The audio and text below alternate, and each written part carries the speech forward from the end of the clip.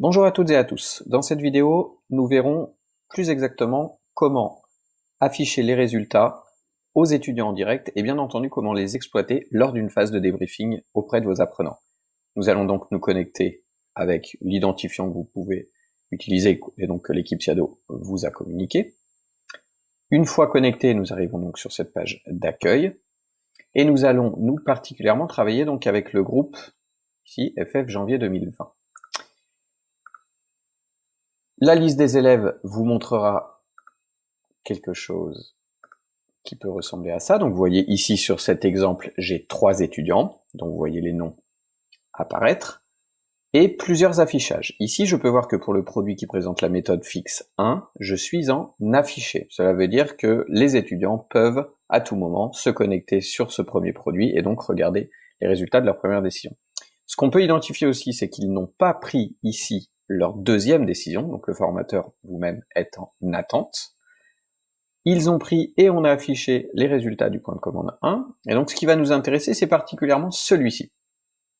Celui-ci va nous montrer le fait que actuellement, vous voyez, c'est le troisième statut possible, actuellement, l'étudiante a validé sa décision, le simulateur a calculé, mais par contre, l'étudiant n'a pas sous les yeux la possibilité de voir ses résultats, et c'est ici que va rentrer cette phase de débriefing qui est importante.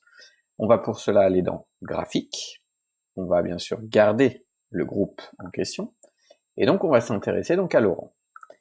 Et la simulation, si vous vous rappelez, c'était la simulation numéro 5, donc qui n'était pas lancée. Donc ce qui va être intéressant ici, c'est qu'on va pouvoir interpeller Laurent et lui demander de commenter l'ensemble de ses résultats. Okay.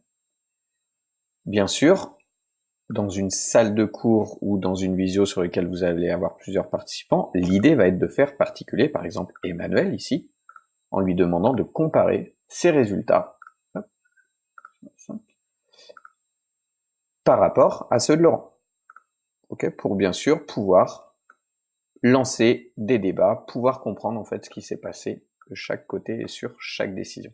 Ensuite, une fois que vous pensez que les apprenants ont bien compris quels étaient les points à éviter sur ces éléments, on va pouvoir cliquer, donc en revenant sur liste des élèves, on va pouvoir cliquer sur le calculer, ce qui va nous permettre de passer en statut affiché, ce qui là va permettre à l'étudiant, en appuyant sur le bouton rafraîchir, montrer les histogrammes, d'avoir à sa disposition et en individuel l'ensemble de ses résultats.